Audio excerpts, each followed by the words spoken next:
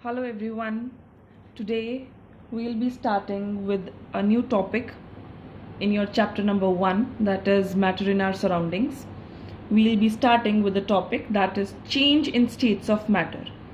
Is it possible to change a state of matter? Like we want to go from solid to liquid, liquid to gas, gas to solid, or gas to liquid. Is this change possible from one state to another? Yes, this is possible. And this is possible with the help of two factors, that is temperature and pressure. This is very important. You need to understand you can change the states of matter from one state to another. You can jump with the help of two parameters, two factors, that is temperature and pressure. So first we'll discuss temperature, how temperature helps with the help of two factors, temperature and pressure. So first we'll discuss how with the help of temperature you can change the state of matter, that is going from solid to liquid or from liquid to gas and vice versa and so on. So first we'll look by changing the temperature, by increasing the temperature and by decreasing the temperature, because both the possibilities are there. You can even increase the temperature and you can even decrease the temperature, that is heating. Increasing the temperature basically means heating, and decreasing the temperature basically means cooling. Fine. And in day-to-day life you have many examples that really relate to this topic. I'll take example of ice, water and steam, or vapors you can say. Whenever a solid substance it is heated, the temperature is increased, it will be converted into liquid, and further if temperature is increased it will be converted into gaseous state. For example, you have ice. Ice is a solid state of water, that is H2O. It will be converted into liquid H2O if temperature is increased. You bring ice cubes out of the freezer, which means what? You are increasing the temperature. You are bringing the ice cubes from 0 degree to room temperature. Temperature is increased, it means it is converted into liquid, and further if you will increase the temperature, you will boil that water, it will be converted into steam, that is vapor. Fine. And if vapors are cooled down, then if the process of cooling is done for the vapors, you will get back liquid. And again, if you are freezing the liquid, you are decreasing the temperature, you are cooling. You are putting water in a tray and keeping that tray in a freezer, you are cooling, then again it will be converted into solid, that is ice in freezer. Definitely temperature is decreasing. So this is the simple phenomenon that by changing the temperature you can change the three states of matter. By increasing you go this way, and by decreasing you go this way. Fine. Now what happens when temperature is increasing or decreasing? First we'll see in increasing. When temperature is increasing, you try to understand, we discussed earlier, the kinetic energy of the particles will increase. And if by increasing the temperature, the kinetic energy, the movement of particles increase, they will start moving away from each other. If particles of solid will move away from each other, they will have spaces between them, and definitely they'll become liquid. And if again liquid particles, their kinetic energy is increased, definitely they will move haphazardly, randomly again away from each other, and they will lead into gaseous state. Fine. So you can pause the video and note this much first, then resume the video. Again we try to understand the same phenomenon, that is when temperature is increased or decreased, what change in state is observed. Look, solid state particles are together.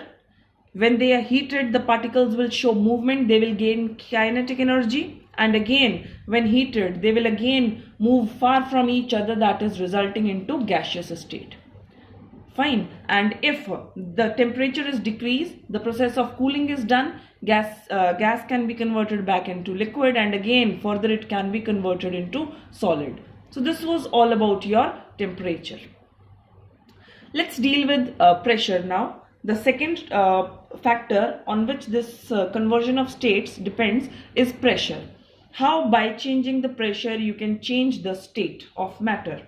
Look, When you will apply pressure, actually what are you doing? When you will apply pressure, definitely your particles will move and they will come close. When you are applying pressure, suppose on these particles, whenever you will apply pressure, they will definitely come close and their space between them will decrease.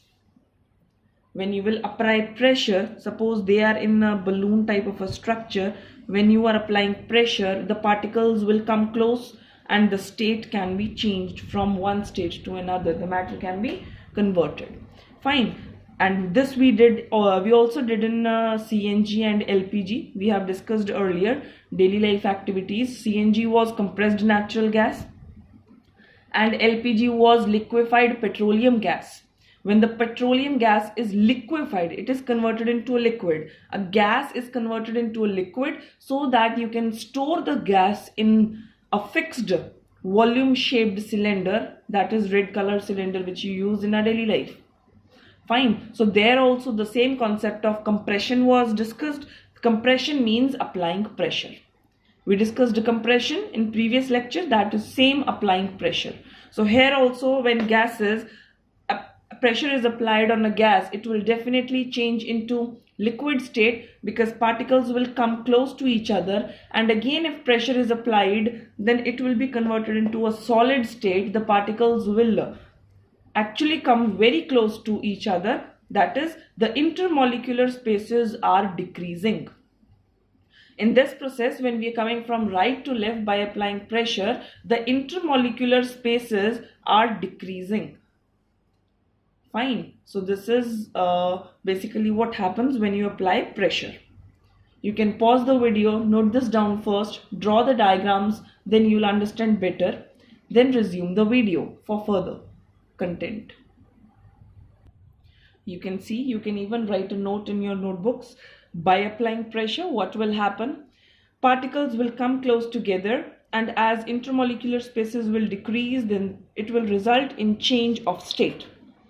Intermolecular spaces will decrease. Fine, you can note this down by pausing the video. Now next what we are going to discuss is interconversion of three states of matter. Interconversion means conversion from one state to another.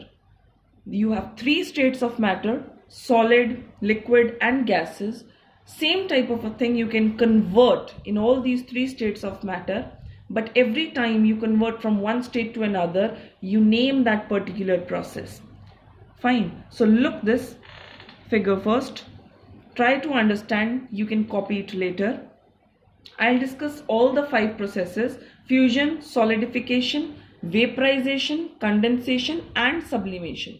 Here when you take solid and gas, conversion between solid and gas, both the ways it is taken as sublimation. Fine. So look, whenever a solid substance, I'll explain taking examples. When a solid substance is converted into liquid, this process is called fusion. For example, melting of ice. When ice cubes, they melt from solid state to liquid water, then this process is called fusion. Fine. Second, let's take solidification. You can take opposite of this. When a substance gets converted from liquid to solid state, that is freezing of water. You keep water in a tray and you allow it to freeze, you decrease the temperature, definitely that liquid water will be converted into solid ice cubes after some time. So this process is called solidification.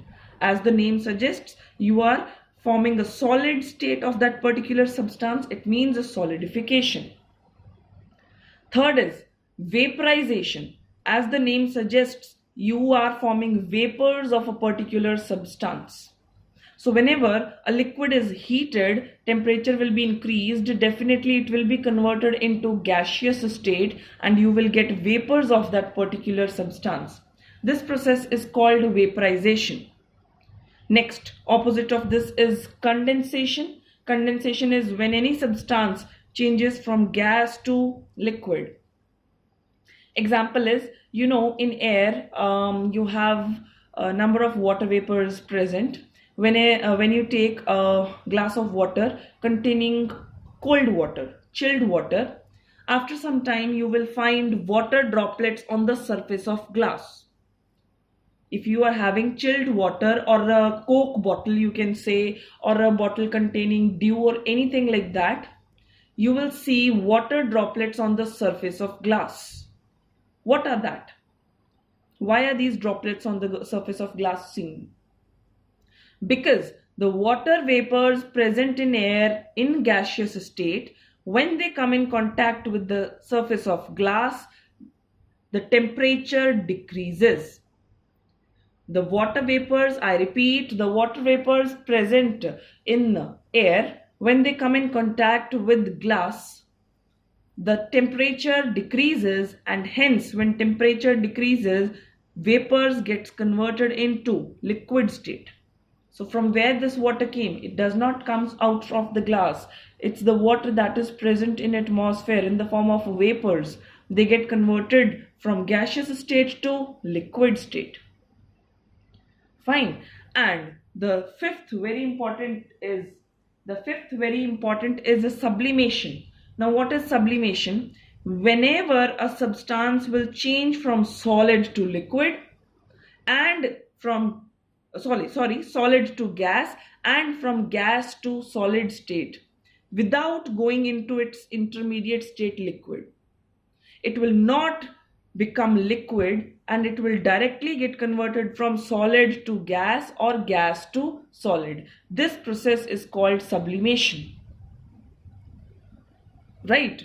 For example, you have naphthalene balls which are usually kept in, you can say, whenever you store your winter clothes, jackets, etc. You put those white color balls in the trunks and boxes whenever you preserve your winter clothes. So they are the naphthalene balls. Now next year when you open that almirah and you take out your stuff, winter stuff, do you find any liquid of that ball? No, that ball was in a solid state. It did not enter into its liquid state. It directly forms fumes, vapors. So this process is sublimation. Another example you can take is of Odonil, camphor. Odonil, everybody knows Odonil. We usually use them in washrooms as air fresheners. Odonil, after some days you find that particular substance, Odonil, you never find that particular substance in liquid state. You will see its size continuously decreases every day, and after few days you do not see any substance over there. Why? What happened? Where that complete box of Odonil went? It was in solid state. Gradually it got converted directly into vapors and fumes that were in your washroom as a fragrance. It got converted into gaseous state directly from solid state without entering into its liquid state. So this process is called sublimation. Right? You can pause the video, you can draw this diagram and then resume. So here are all the 5 definitions, all the 5 processes which we did. Now, fusion, it is the process we discuss again. Fusion, it is the process of conversion of solid into liquid, and example we discussed was melting of ice. Second is solidification. It is the process of conversion of liquid back into solids, as the name suggests. Freezing of water to form ice cubes, we discussed it. Third is vaporization. Whenever a substance converts from liquid into its gaseous state to form vapors. Example is boiling of water. When you will boil water, you will see your water, the amount of water decreases in the pan. Where is water going? Water is forming steam because it's gaining temperature and it's getting converted from liquid into gaseous state. Those vapors, they enter into atmosphere. As a result, your water decreases in the pan. Next is condensation, process of conversion of gas back into liquid. As we discussed, the water droplets on the glass with cold water. If you're having a glass of cold water, after some time you will find water droplets on the outer surface of glass water. That is, they came from where? the water droplets in atmosphere, when they came in contact with glass, temperature decreased, and as a result, when temperature decreased, they got converted from gaseous into liquid state.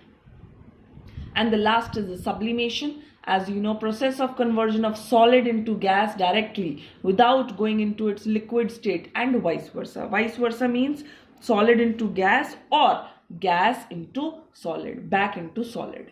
So this means vice versa matlab uska ulta. Fine. Example, O'Donnell, camphor and naphthalene balls, all these, they perform the process of sublimation. Fine. You can pause the video, you can note down all the definitions in your notebook and try to learn them. Revise today's lecture. Always revise previous lecture before you go through the next session. It helps you to understand better. Next topic will be discussed. We'll be discussing about latent heat in next session. Till then, thank you.